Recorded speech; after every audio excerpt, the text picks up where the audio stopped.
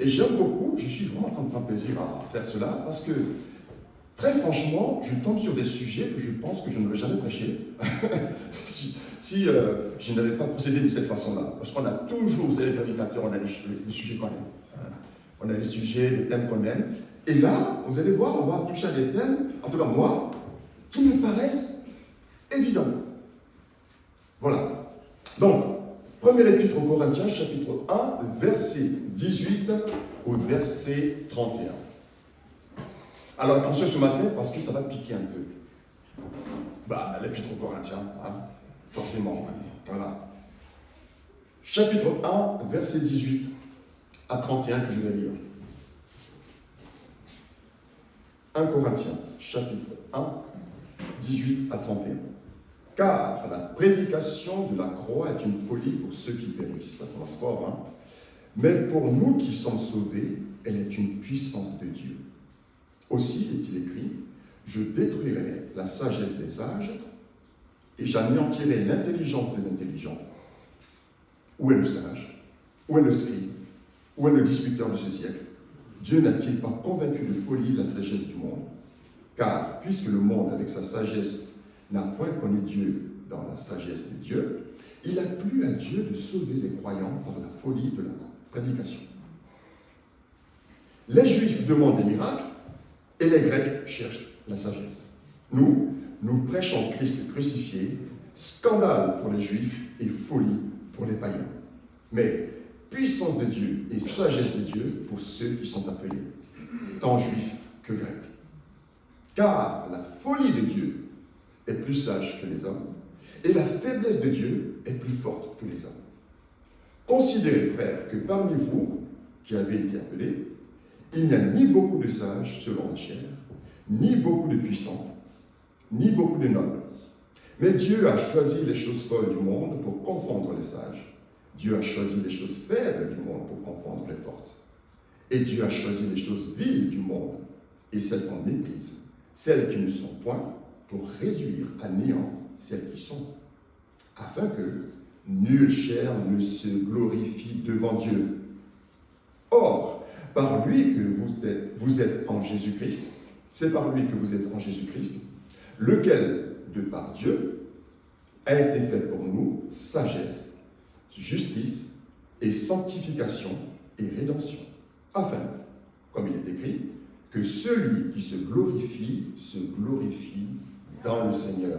Alors, je ne sais pas si on fait tous la même erreur, c'est que lorsque on lit le texte biblique, on attend que ça passe, parce que nous, ce qu'on va entendre, c'est la prédication. En fait, c'est l'inverse. Il faut être très concentré sur la parole de Dieu, parce que nous sommes juste des commentateurs. Prions. Seigneur notre Dieu, nous te prions pour que tu nous enseignes ce matin. Merci pour cette parole merveilleuse, Seigneur, qui nous enseigne et qui nous permet de mieux te connaître. Seigneur, aide-nous à te connaître. Au nom de Jésus. Amen. Il existe un test révélateur de la vie chrétienne qui ne trompe jamais. Un test qui ne flatte personne. Un feu qui brûle toutes les apparences. Ce test, ce n'est pas mon ministère, ce n'est pas votre ministère, ce n'est pas notre ancienneté dans le Seigneur, ce n'est pas notre diplôme en théologie. Ce test, c'est la croix. À Corinthe, l'Église était vivante. Alors là, pour être vivante, elle était vivante. Elle avait toutes sortes de connaissances, elle était gâtée, toutes sortes de dons incroyables. Une église vraiment bénie. Mais c'était une église qui était troublée. Il y avait des rivalités, des comparaisons et des clans. L'apôtre Paul dit aux Corinthiens, regardez la croix.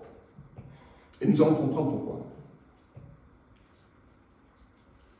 Il a dit, regardez la croix, parce que la croix met tout le monde au même niveau. La croix ne laisse personne dans son orgueil. La croix ne laisse pas l'autosatisfaction passer. La croix ne laisse pas la gloire humaine passer. La croix, pour le monde, c'est la folie. Mais pour toi et pour moi, la croix est le miroir de notre cœur. Et ce matin, nous allons décortiquer, déceler, exposer notre cœur. Parce que c'est ce que fait la parole de Dieu. La croix révèle ce que nous sommes vraiment. La croix va révéler dans la vie de chacun ce sur quoi nous comptons vraiment.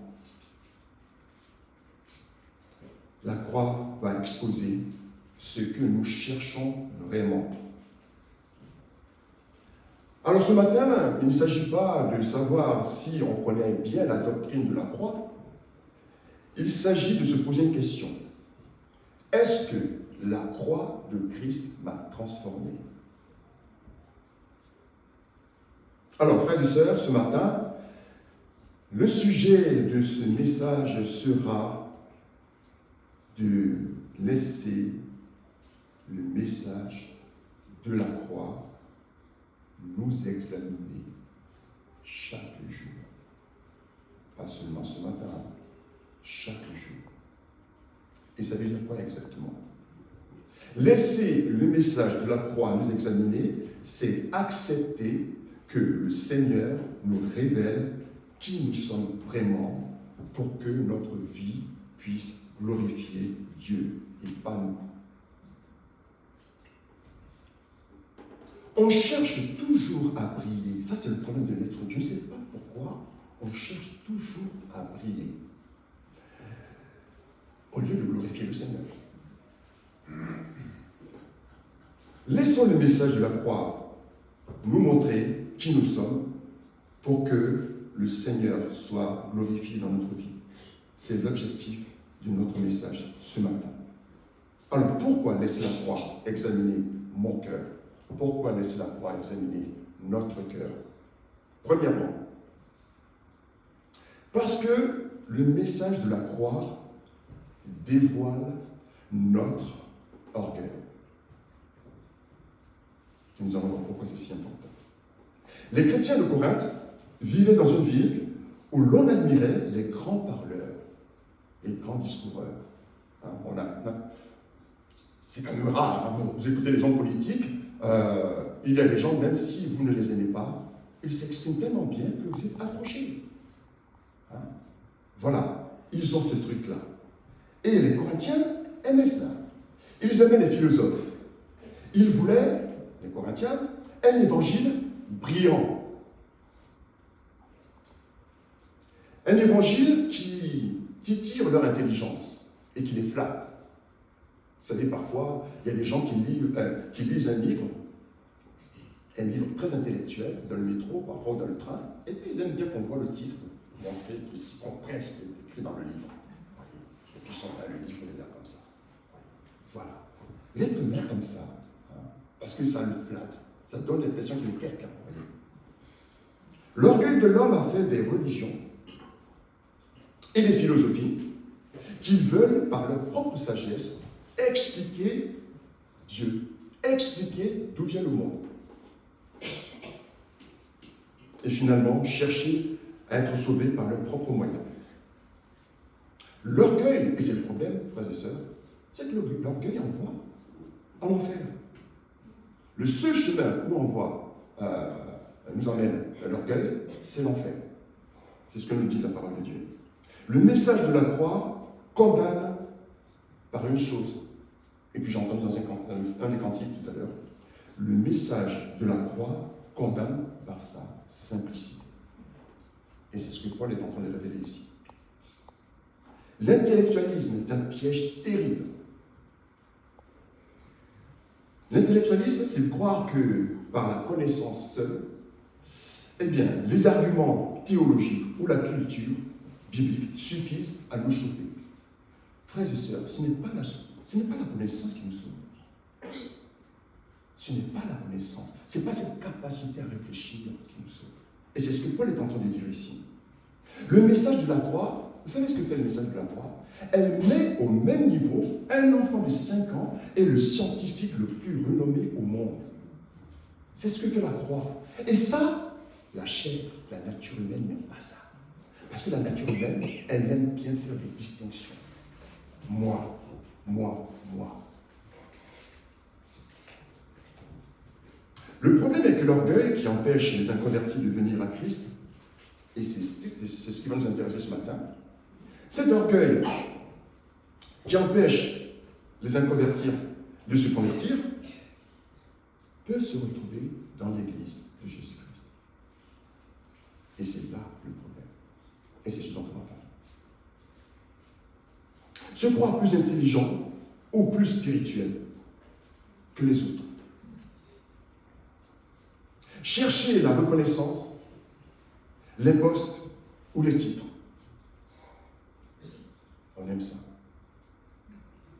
Juger ou critiquer les frères par notre supériorité apparente. On aime ça. Servir pour être vu, pas pour glorifier Dieu. On aime ça. Se vanter de ses talents, de ses connaissances, ou de ses amis d'église. On aime ça.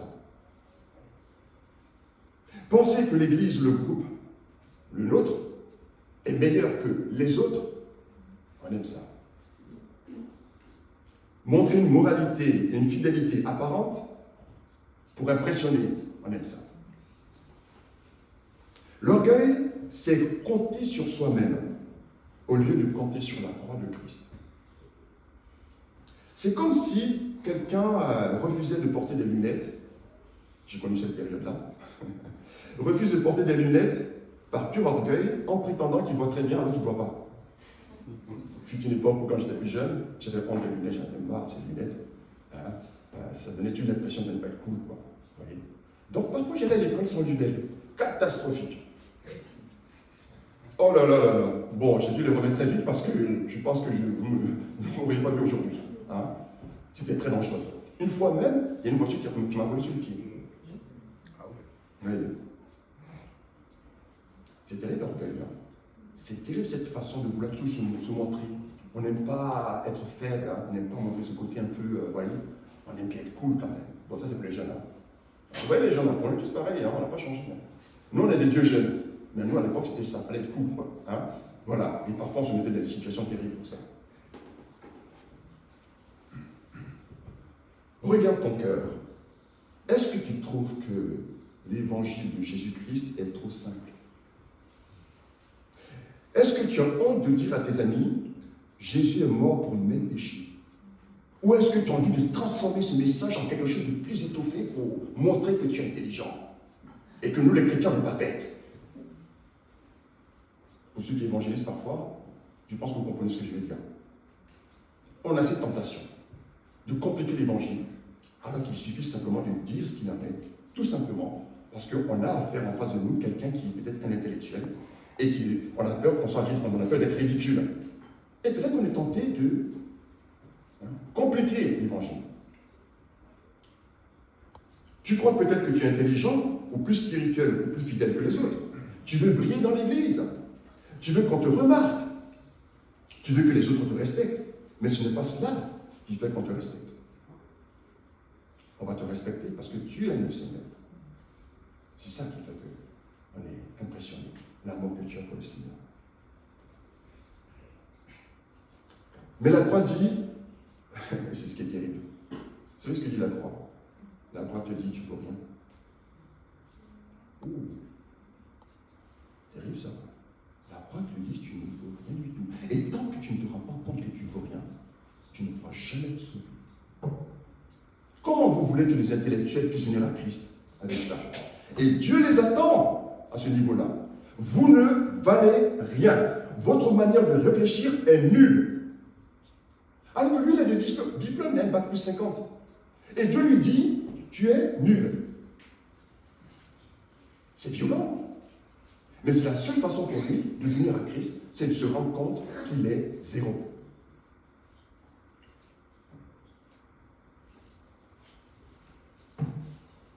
Ce n'est pas l'intelligence qui sauve, ce n'est même pas ton zèle qui te sauve.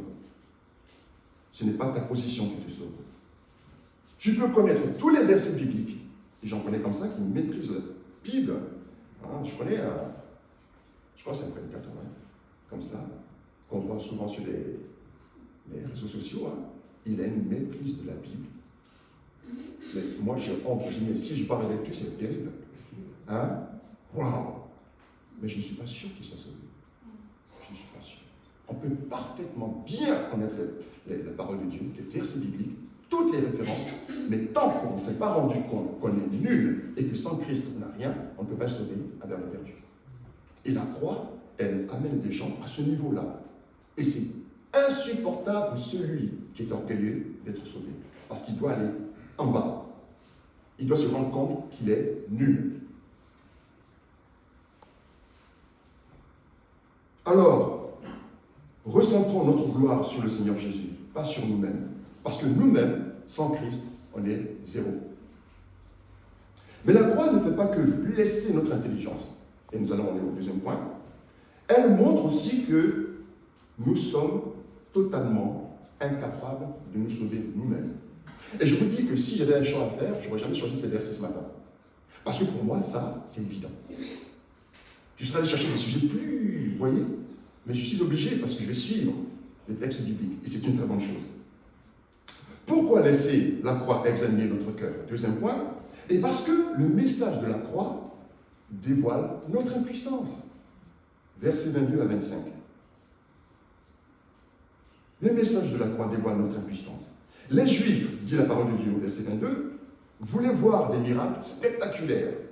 Et les Grecs voulaient voir, ou bien plutôt, voulaient avoir des raisonnements parfaits. Ils voulaient un Dieu qui s'adapte à leurs envies. Vous avez remarqué que souvent, quand vous évangélisez, vous avez des gens qui veulent que Dieu se mette à leur niveau. C'est-à-dire que pour montrer que Dieu existe, c'est à lui de faire comme eux ils pensent. Et que si Dieu ne fait pas cela, c'est qu'il n'existe pas. On est toujours dans l'orgueil. Hein. Le message, notre message, frères et sœurs, c'est Christ crucifié. Ce message est un scandale pour les Juifs. Comment vous voulez que le Messie soit sur le poteau? Pour un Juif, c'est une malédiction. Et on leur présente un Messie qui est cloué sur la croix. Ils ne comprennent pas. Et c'est une occasion de chute pour eux. Scandale pour les Juifs et folie pour les païens. Bien sûr, parce qu'eux non plus, ils ne comprennent pas comment un sauveur peut mourir sur la croix. La croix dévoile que nous ne pouvons rien faire pour notre salut. Elle proclame que la faiblesse de Dieu est plus forte que les hommes. Verset 25. L'image, c'est quelqu'un qui est enfermé dans une prison. Et puis il y a des barres. Vous avez déjà vu ça un petit peu, il y a des barres comme ça dans la prison. Et qui essaie de se libérer en sciant les barres avec ses dents. Alors, bien sûr, tu fais des efforts, n'est-ce pas? Mais jamais ils pourront sortir de là. C'est ça, l'être humain. Tous ceux qui pensent pouvoir se sauver par eux-mêmes, c'est ce qu'ils font. Et c'est pour ça qu'on a beaucoup de peine de voir les gens qui vraiment sont sérieux en plus dans ce qu'ils font. Ils font toutes sortes de choses parce qu'ils pensent qu'ils vont avoir le salut en faisant ces choses-là. Et la Bible leur montre, la croix leur montre qu'ils sont parfaitement impuissants. Tes efforts ne servent à rien. Tu es impuissant. Voilà ce que dit le Seigneur. Il n'y a que quelqu'un qui vient de l'extérieur de cette prison qui pourra te libérer. Or, l'apôtre Paul est en train de parler à qui? Il est en train de parler à des chrétiens. Il est en train de parler à des chrétiens, donc des gens qui sont nés nouveaux.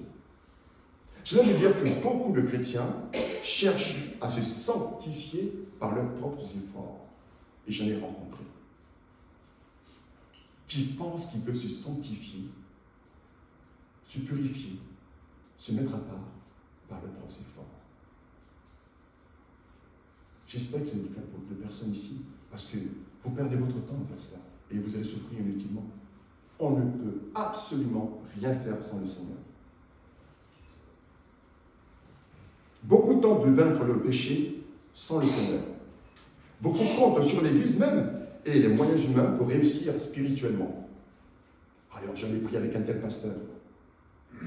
Et ils vont même dormir chez le pasteur parce qu'ils pensent avoir une bénédiction. Ce n'est pas un homme qui peut vous aider à vous sanctifier, c'est le Seigneur. C'est le même qui vous a sauvé, c'est le même qui va vous aider à vous sanctifier. Et c'est lui qui le fait. Beaucoup même pensent que la prière et le ministère seuls suffisent pour dépendre de Dieu. Parce que nous sous-estimons la puissance, la capacité de Dieu. Ou alors, on n'y croit pas vraiment. Peut-être que tu as essayé d'arrêter l'habitude. Parce que beaucoup souffrent de certaines choses, de certains péchés, là, et ils n'arrivent pas à s'en sortir. Tu as essayé d'arrêter cette mauvaise habitude par toi-même, et combien de fois tu as échoué? Je discute beaucoup avec, c'est mon travail un peu, voilà, certains jeunes qui ont beaucoup de mal à se sortir de certaines choses. Comment on fait? Comment on fait?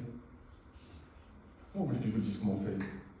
Vous savez, parfois, il y a des questions qu'on nous pose, qu'on ne sait pas quoi répondre. Tout ce qu'on peut faire, c'est dire, fais confiance au Seigneur. Confie-toi en lui, prie le Seigneur, demande-lui de t'aider. Il y a des choses qu'un être humain ne pourra jamais vous aider à faire. La seule personne qui peut vous aider à y arriver, c'est le Seigneur lui-même. Et cela vous m'oblige à avoir une relation personnelle avec Dieu. Et je pense que c'est fait exprès. Ce que le Seigneur veut, c'est que nous puissions avoir une relation personnelle. Est-ce que nous avons une relation personnelle avec le Seigneur? Parce que quand notre frère l'a rappelé, on néglige l'Église, pour nous c'est est-ce qu'on a une relation personnelle avec Dieu? Parce que quand on a une relation personnelle avec Dieu, avec le Seigneur, on n'agit pas de la même manière. Tout ce qui concerne Dieu nous concerne. On a envie de se retrouver le dimanche avec les autres frères et sœurs pour glorifier le nom du Seigneur, pour louer le Seigneur ensemble. On n'est pas, que le pasteur ne soit pas obligé de dire, venez, vous vous rendez compte? On dit de venir pour que vous soyez nourris. Je sais que la plupart d'entre nous, on attend midi là pour aller manger. Je ne sais pas qui parlait de ça il n'y a pas longtemps, il disait que, mais c'était toi, je parlais le dimanche dernier, il disait, mais qui peut rester une journée sans manger? Bon, c'est un peu là. Bon, 2 jours. 3 jours. Voilà. Là, on commence à rire, on se dit, oh là, 3 jours, c'est un peu trop. Mais qui vous oblige à aller manger? Ah, je sais, l'estomac. Oui. Mais il n'y a pas quelqu'un qui vous oblige à aller à l'église aussi? Il s'appelle le Saint-Esprit. Et lui, quand il vous dérange, il vous dérange. Ou bien, on s'est tellement habitué qu'on ne l'entend plus. Parce que c'est ça. Vous savez, Dieu ne force jamais.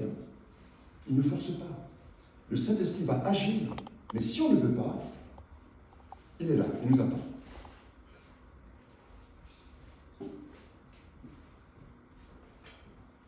Nous sommes impuissants. Et nous devons nous reposer sur la puissance de la croix. Et la croix nous rappelle que nous sommes impuissants. Une fois que tu reconnais ton impuissance, la croix vient s'attaquer désormais à ce que tu penses être des qualités. C'est le 3e point. Pourquoi laisser la croix examiner notre cœur? Parce que, troisièmement, le message de la croix dévoile la faiblesse de nos qualités. Parce que je sais que chacun d'entre nous, on pense qu'on a des qualités. Ah. Si, quand même. Au moins une qualité, quand même. Hein. Hier, c'était un petit peu le jeu, quand on était ensemble avec le groupe. Il fallait que le conjoint puisse dire la qualité qui se trouve chez l'autre. C'était très intéressant. Vraiment, c'était vraiment très intéressant. C'était un très bon moment qu'on a passé ensemble. Mais quand on se repose sur ses qualités, c'est là où il y a un problème. Parce qu'avoir des qualités, c'est très bien. À Corinthe, le rang social était tout.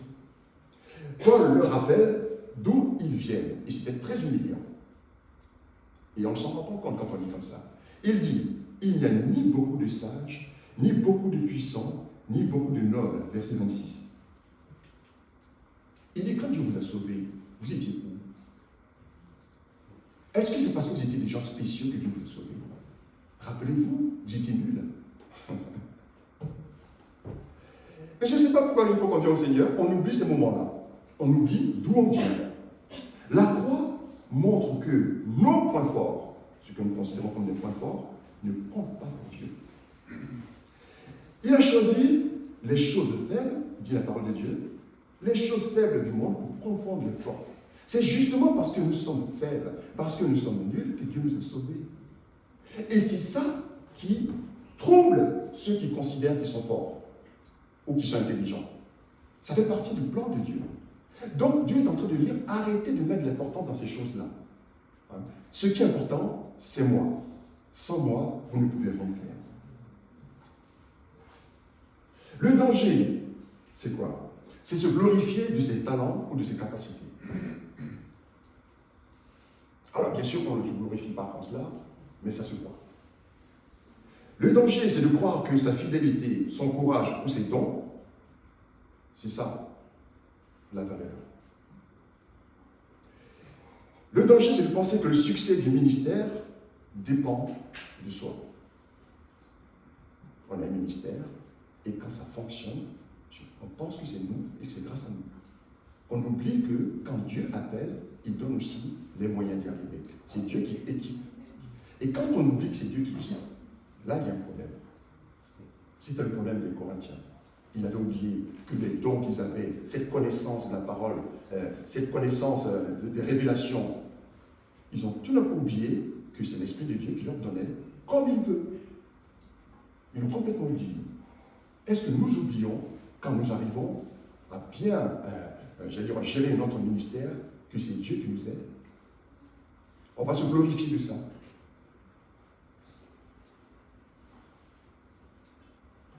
Le danger, c'est aussi de mesurer la valeur des autres par leur talent et leur performance.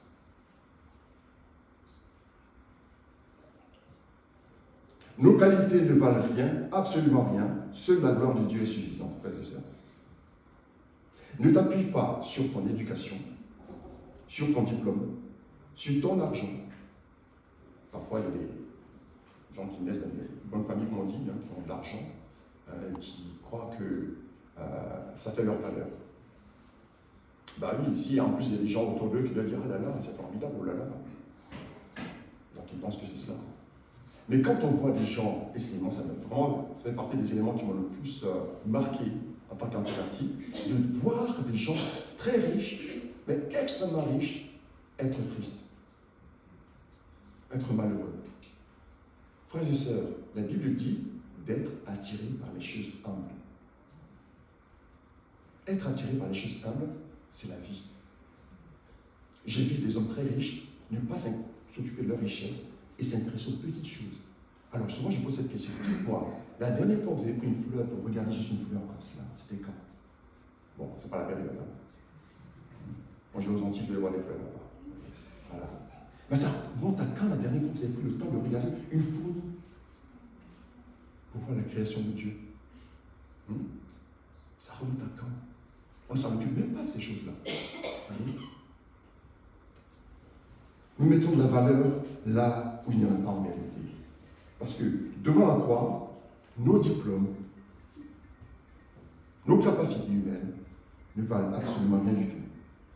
Si tu penses que tes qualités te rendent meilleur que le voisin en tout cas, aux yeux de Dieu, tu te trompes. Ce n'est pas parce que je prêche que j'aurai plus de récompenses que vous, frères et sœurs. Vous ne savez pas dans quel état d'esprit je suis. On s'imagine parfois ces choses-là. Et on s'imagine que la dame qui nettoie à l'église, elle aura une petite récompense. Parce que ce qu'elle fait, n'importe qui peut le faire. Dieu ne voit pas les choses comme ça. Dieu t'appelle à prêcher, il t'en a donné les moyens. Tu ne peux pas te vanter. Et Dieu t'a appelé à nettoyer la salle, il t'en a donné les moyens. Parce que, visiblement, tout le monde n'y arrive pas. Vous avez remarqué ça? Tout le monde n'arrive pas à le faire. Mais toi, tu as la capacité de venir et tu nettoies la salle. Et les gens ne savent même pas qu'ils nettoient parfois. Et tu es content. Tu es content parce que tu as servi ton Seigneur. Si la croix te dépouille de tes fausses qualités, c'est pour te donner une valeur qui, elle, ne changera jamais. Et cette valeur, nous allons voir cela dans le 4e point. Pourquoi laisser la croix examiner notre cœur? Et j'ai bientôt fini. Parce que le message de la croix dévoile notre vraie identité. Verset 30. Les Corinthiens se battaient pour savoir qui était le meilleur chef. Rappelez-vous, on a vu cela la semaine dernière. Moi, je suis d'Apollos. Moi, je suis de Céphas. Moi, je suis de Christ. Un homme qui dit Jésus est Christ. Ils cherchaient leur identité dans des hommes. Dans le monde, c'est ce qu'on voit. Bon, quand j'étais plus jeune, hein, rappelez-vous, ceux qui étaient jeunes, on avait des artistes comme ça qu'on aimait. Et il suffit de voir comment on était habillé, et on savait quel type d'artiste qu'on aimait. Quoi. Voilà, c'est un peu ça. Alors, je ne sais pas si ça a changé aujourd'hui, mais à mon époque, c'était ça. Hein? Et pauvre maman, les pauvres mamans. Ce n'est pas les papas qui ont demandé ces choses-là. Hein? Je demandais à maman, fais-moi une coupe comme ça et comme ça. Je demandais ça à mon père, c'était pas possible. Hein? Voilà. Donc, c'était ça. Et les Corinthiens, c'était ça. Ils se réclamaient de Paul, ou de Pierre, ou d'Apollos. Et cela a vraiment attristé l'apôtre Paul. Paul va les replacer en Christ. Leur valeur ne vient pas de leur clan, parce que c'était ça, c'était un problème de clan. Mais leur valeur vient de leur union avec le Seigneur Jésus. Le texte dit, c'est par lui que vous êtes en Jésus-Christ, lequel a été fait pour nous sagesse, justice et sanctification et rédemption. Verset 30. Attention, notre identité n'est plus le pécheur qui essaie de faire quelque chose pour plaire à Dieu. Notre identité, désormais, c'est le pécheur racheté en Christ, tout simplement. Alors, question, est-ce que, quand je me lève le matin et que je ne vais pas bien, parce que ça arrive, est-ce que le fait de me rappeler que je suis né de nouveau, racheté par Jésus-Christ, est-ce que ça change tout? Parce que si ça ne fait plus rien, là, il y a un problème. Parce que pour Dieu, c'est censé suffire pour nous rendre joyeux. La joie ne se trouve pas dans autre chose que le fait de se dire, si aujourd'hui je meurs, si je rentre maintenant sur la route et j'ai fait un accident, je suis auprès du Seigneur. Bon, je pense à ça parce que je prends l'avion bientôt et je n'aime pas trop, vous voyez. Voilà. Donc je sais que l'avion, quoi que ce soit qui arrive, d'ailleurs, ça nous arrivé une fois, on était en avion avec ma femme et on a fait un décollage qui était vraiment bizarre. Et là, je me suis rendu compte, je dis, mais je croyais que tu as la foi, tu es auprès du Seigneur. Oh, j'ai pris ce moment-là, je vous assure, ça a été terrible. Hein? Voilà, on est courageux jusqu'au moment où ça commence à chauffer, là. Hein? Et puis d'ailleurs, je me demande si c'est pas l'avion, c'est un bon moyen de voir un petit peu. Hein? Parce que je pense que quand c'est un peu compliqué, tout le monde prie dans l'avion. Tout le monde est croyant dans l'avion en ce moment-là. Hein? Le musulman prie, tout le monde est. Voilà, c'est vraiment. Voilà. Mais parfois, on a besoin aussi d'être secoué comme ça aussi, peut-être. Hein? Je ne sais pas. Oui. Mon identité est en Christ. Je veux être heureux parce que je suis racheté. Ne laissez pas cela comme cela. Ne cherchez pas à être joyeux dans autre chose. On sera malheureux quand on fait ça. Parce que ceux qui sont très riches, pour prendre cet exemple-là, parce que voilà, quand ils vont au bout du bout, et c'est ce que je crois, il n'y a plus rien. Parce que quand tu peux tout te payer, qu'est-ce que tu as ensuite? Et je pense que c'est pour ça que beaucoup tombent dans la perversité. Parce que, bon, d'ailleurs, l'affaire actuelle, je ne veux même pas nommer cela, ce qui se passe actuellement. On se demande comment, quand on a autant d'argent, on peut tomber dans ce type de travers. Peut-être parce qu'il a trop d'argent, justement, il a tout touché, voyez, et puis il voit qu'il y a du vide au bout, il n'y a rien. Nous sommes rachetés, frères et sœurs. Nous avons la paix de Dieu. Nous sommes censés avoir la paix de Dieu. Mais je ne sais pas si on l'a toujours et si on s'en rend compte. Parce que quand on est triste, et parce que c'est vrai que la vie est dure, quand on est triste et qu'on pense à la croix de Christ et au salut, si on n'est pas content, si on n'est pas joyeux, il y a un problème. C'est là où se situe le problème. Le Seigneur veut qu'on prenne notre joie dans le rachat qu'il a fait pour nous, parce que son Fils a souffert pour cela. On est devenu riche, non pas parce qu'on est extraordinaire, on n'est plus à l'image d'un SDF, ceux qu'on appelle les clochards, voyez, à qui on donne un manteau qui vaut des millions, voyez, c'est un peu ça. Le manteau, c'est le Seigneur Jésus-Christ, voyez. Voilà, on est riche, on est heureux parce qu'on est en Christ, frères et sœurs. Même si tu te sens faible, inutile, impuissant, tu as ta valeur en Christ. Et si tu es convaincu de cela, tu vas vivre normalement. Et c'est parce que on n'est pas convaincu de ça que beaucoup sont complexés. Quelqu'un qui sait qu'il a la valeur en Christ, qu'il a de la valeur en Christ, n'est pas complexé. Le complexe génère beaucoup de problèmes. Le complexe est dangereux. Quand on sait qu'on a de la valeur en Christ, frères et sœurs, on s'accepte tel qu'on est parce que c'est Dieu qui nous a voulu comme on est. Et on vit bien. Et je vais vous dire une chose, les jeunes, moi c'est mon groupe ça, j'aime beaucoup les jeunes. On aime les gens qui s'acceptent. Peu importe comment tu es, si tu t'acceptes, tu donnes envie aux autres de t'accepter et de t'aimer. Mais si tu ne t'aimes pas, et ça se verra, les autres vont dire, bah ouais, non. Vous voyez? Et vous devez vous accepter, non pas parce que vous êtes formidable, mais parce que Christ vous donne cette valeur. Vous avez la vie éternelle, vous lui appartenez. Voilà ce qui m'a aidé quand j'étais jeune. J'étais serein. Ça m'a vraiment aidé. Alors, je partage ce conseil. Alors, je vais terminer. L'erreur est de chercher son identité dans ses œuvres, dans ses talents, dans son ministère. C'est pas ça, notre identité. L'erreur est de se sentir inférieur parce qu'on n'accomplit rien de visible. Comme on fait des choses qui ne se voient pas, on a l'impression que on connaît l'intérieur. L'erreur est de mesurer sa valeur parce que les autres nous approuvent. On recherche toujours ce que les autres pensent. L'erreur est d'oublier que Christ nous rend complet et juste devant Dieu. Notre vraie identité est en Christ, pas dans ce que nous faisons ou ce que nous sommes capables de faire.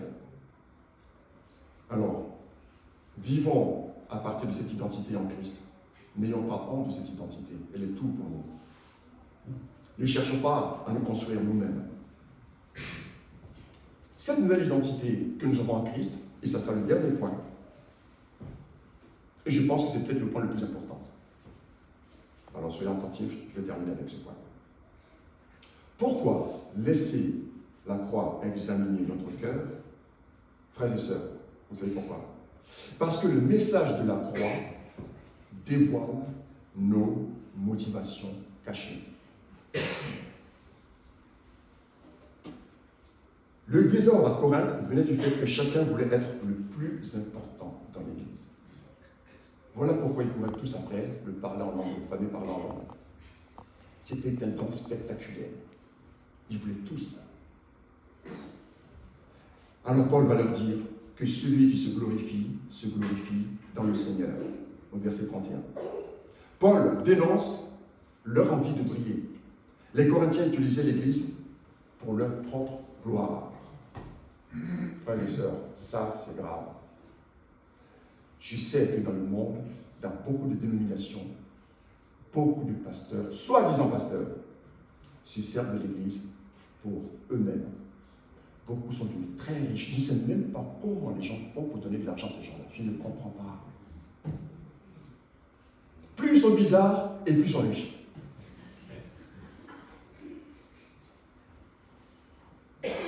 La croix montre si tu sers pour être admiré ou si tu sers pour être reconnu. La croix dévoile ce qu'il y a véritablement au fond de ton cœur. La croix est comme un scanner. Elle ne regarde pas seulement ce que tu fais à l'extérieur, elle regarde l'intention cachée. Et elle va dévoiler cela. Attention, on ne joue pas avec Dieu. Et quand Dieu humilie, c'est terrible. Il est très patient. Mais il suffit d'une fraction de seconde, et puis tout est mis à nu comme ça. La honte. On découvre que tu n'es pas sérieux. Oh là là, le cauchemar. Alors, si jamais cela t'arrive de découvrir que tes motivations cachées sont dévoilées par la croix, ce que Dieu veut, ce n'est pas que tu t'en ailles, que tu fuis, ou je ne sais pas, que tu abandonnes ton ministère, c'est tout le contraire. Il veut juste que tu changes de motivation. Et c'est ce qui est beau avec le Seigneur. On peut toujours se repentir avec le Seigneur et repartir à zéro. Mais si tu boudes parce qu'on t'a pas choisi pour un poste, si tu boudes parce que tu voulais quelque chose, tu as donné ton opinion, et puis les autres ont dit non, on n'est pas d'accord avec ça, et tu es fâché, quelles sont tes motivations alors? C'est pour cela parfois que quand on a des réunions d'assemblée générale, ça se passe mal. Alors ici, je ne sais pas, parce que je n'ai encore jamais véritablement vécu. Mais souvent, dans les assemblées générales, c'est là où on voit véritablement. C'est pas pendant le culte, là où tout le monde est sage. C'est pendant l'assemblée générale. Qu'est-ce que tu as dit? Ah bon, pas Et on oublie que le Seigneur est là. Nous, on pense qu'il est juste là, et puis à midi, Dieu s'en va. On a rendez-vous à 14h pour l'assemblée générale, et Dieu, il ne vient pas. Ça ne l'intéresse pas. Il est là, il est assis à côté, puis il nous regarde. Mais qu'est-ce qu'ils font?